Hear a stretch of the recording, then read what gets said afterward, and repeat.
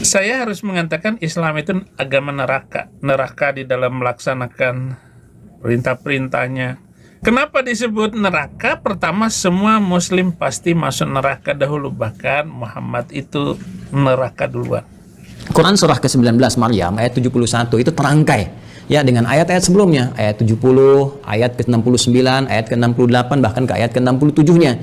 Penting untuk saya sampaikan kawan-kawan sekalian bahwa cara membaca Al-Quran itu caranya ada yang disebut di rumus tafsir dengan 2S 1L.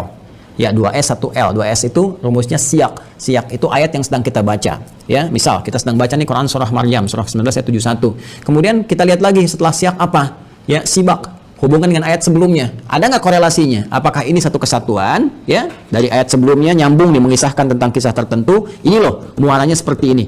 Atau dia berdiri sendiri, cuma satu ayat aja itu. Itu maksudnya gitu kan? Nah, kemudian ada lihak. Lihak itu dengan ayat setelahnya.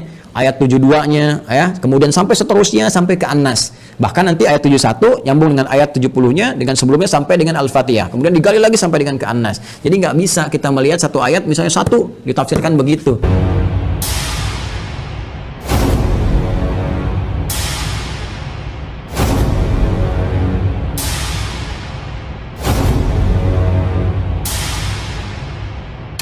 Assalamualaikum warahmatullahi wabarakatuh.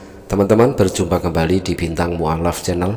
Mudah-mudahan kita semua selalu sehat walafiat di dalam lindungan Allah Subhanahu wa Ta'ala.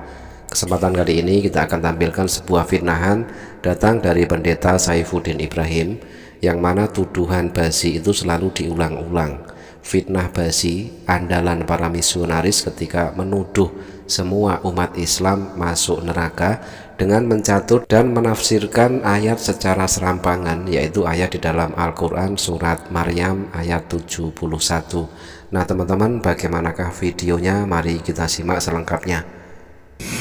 Dia menanggapi video bahwa semua muslim masuk surga.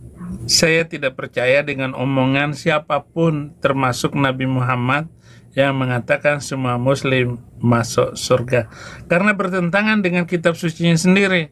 Aneh ini si Cina satu ini, Felix Xiao. Semua umatku masuk surga.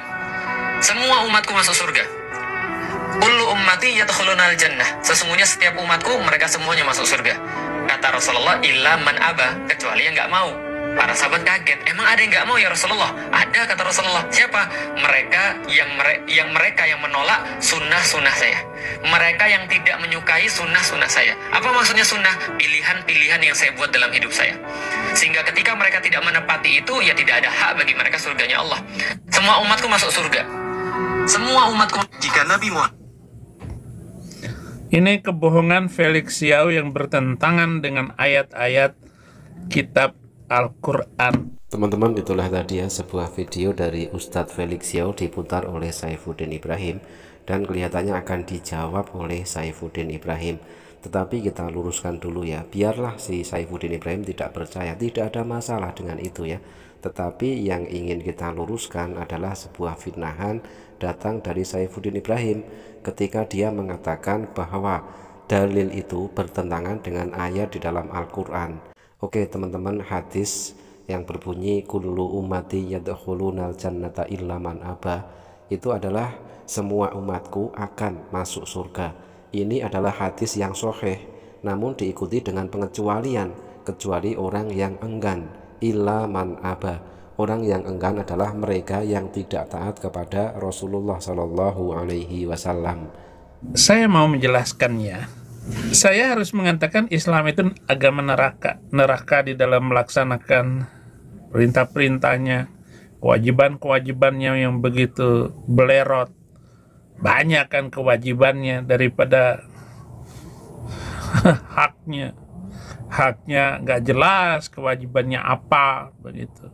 Kenapa disebut neraka? Pertama, semua muslim pasti masuk neraka dahulu. Bahkan Muhammad itu neraka duluan. Ada di dalam neraka. Kalau Yesus sekarang sudah ada di sorga. Ada di sorga Yesus. Sebelum kita lanjut, kita jawab fitnahan kecil dari Saifuddin Ibrahim.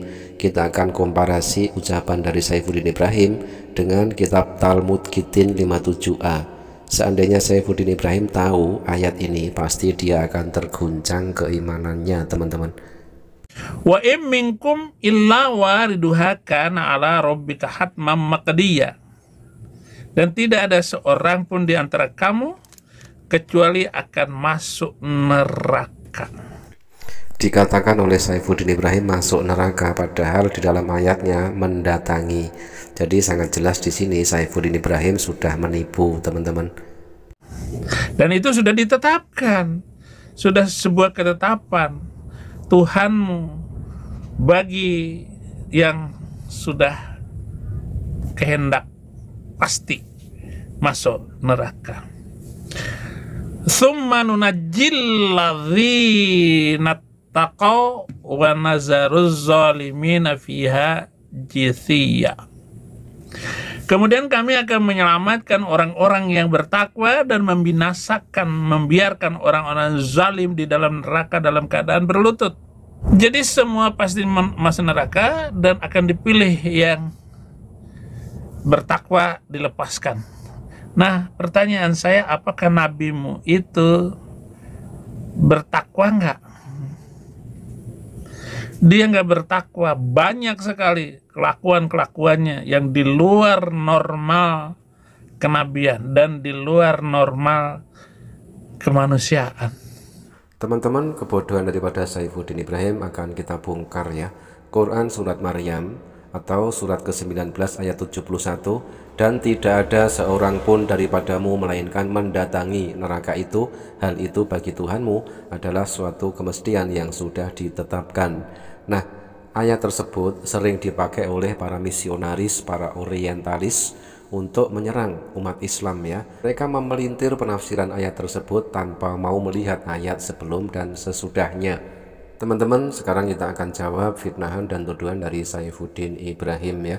Kita akan bacakan Quran surat Maryam mulai dari ayat 66 sampai ayat 72. Ayat ke-66-nya, dan berkata manusia, betulkah apabila aku telah mati, bahwa aku sungguh-sungguh akan dibangkitkan menjadi hidup kembali. Ayat 67, dan tidaklah manusia itu memikirkan bahwa sesungguhnya kami telah menciptakannya dahulu, sedang ia tidak sama sekali. 68, demi Tuhanmu, sesungguhnya akan kami bangkitkan mereka bersama syaitan. Kemudian akan kami datangkan mereka ke sekeliling jahanam dengan berlutut. Ayat ke-69, kemudian pasti akan kami tarik dari tiap-tiap golongan siapa di antara mereka yang sangat durhaka kepada Tuhan yang Maha Pemurah. Ayat 70, dan kemudian kami sungguh lebih mengetahui orang-orang yang seharusnya dimasukkan ke dalam neraka. Ayat 71, dan tidak ada seorang pun daripadamu melainkan mendatangi neraka itu, hal itu bagi Tuhanmu adalah suatu kemestian yang sudah ditetapkan. Ayat 72, kemudian kami akan menyelamatkan orang-orang yang bertakwa dan membiarkan orang-orang yang zalim di dalam neraka dalam keadaan berlutut. Teman-teman, jika kita membaca konteks ayat tersebut secara keseluruhan, ada beberapa pembagian manusia yang mesti ditekankan di sini. Dalam kalimat di dalam ayat 71 ya, dan tidak ada seorang pun daripadamu, kata padamu yang dimaksud tersebut secara umum adalah manusia ciptaan Allah yang mempertanyakan kehendak dan kuasa Allah.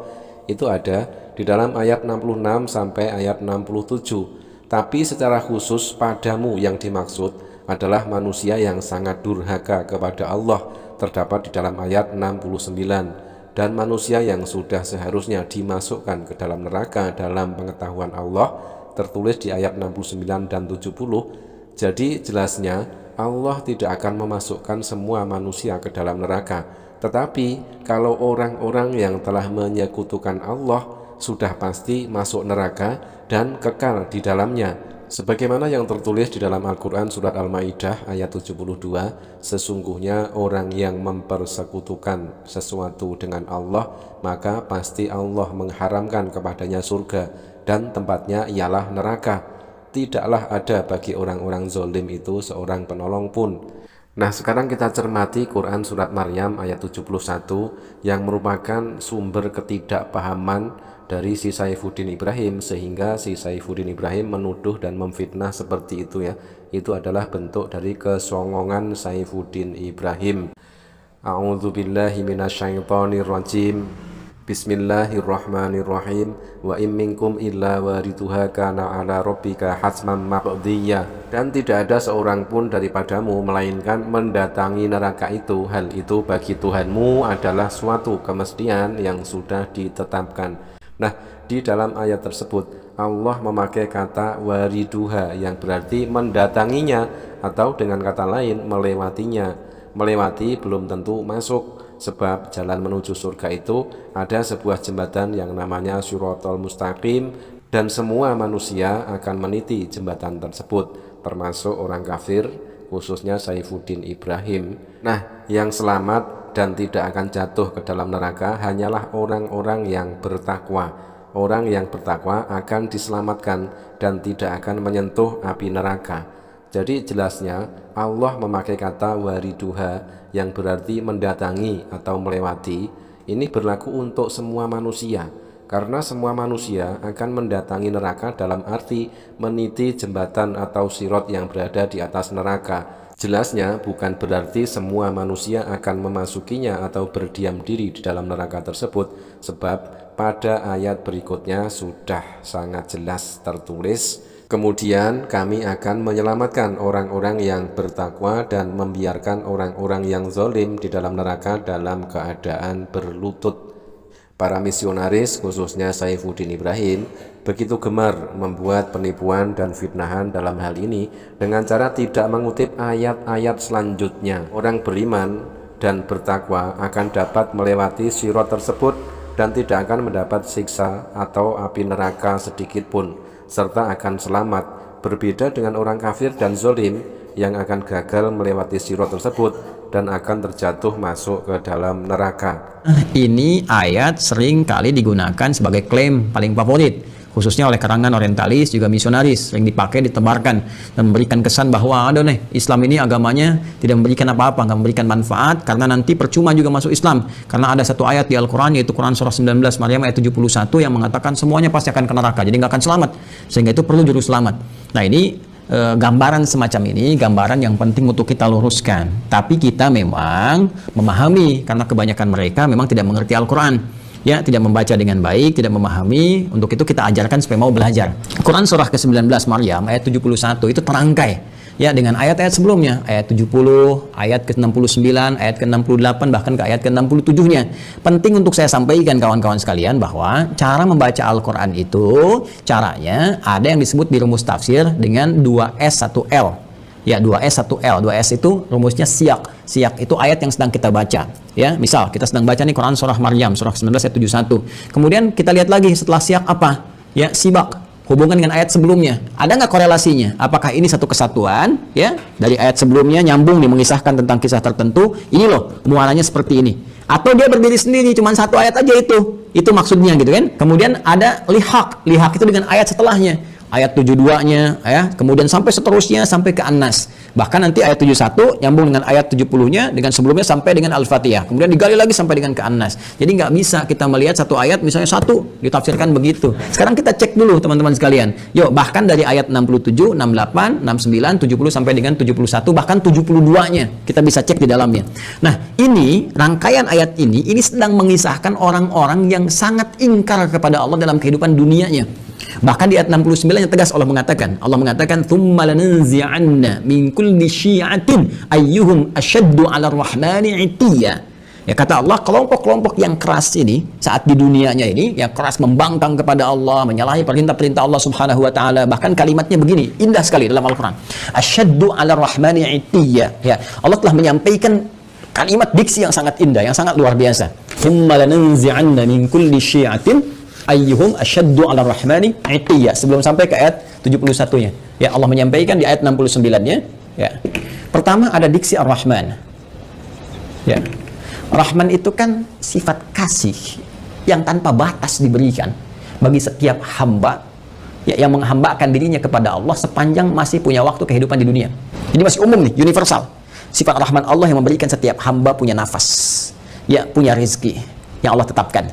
ya punya kesempatan untuk sembuh saat sakit. Itu universal. Ya, non muslim kalau sakit bisa sembuh, kalau bekerja bisa kaya, kalau belajar bisa pintar. Itu sifat rahman Allah diberikan dengan hukum universal kepada setiap hamba.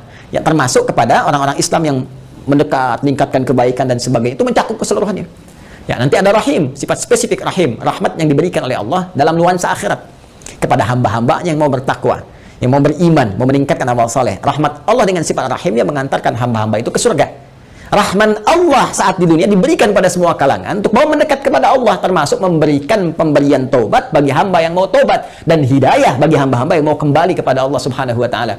Jadi kalau ada orang pernah bergeser jauh dari Allah ingin balik lagi, taubat dia, ya, kemudian syahadat kembali, itu mendapatkan rahmat Allah dengan sifat rahmannya. Nah, Allah sudah mengatakan di ayat ini, kata Allah, perhatikan, "Hei, aku ini Rahman, telah memberikan kepadamu segalanya sebagai bekal kehidupan saat engkau di dunia.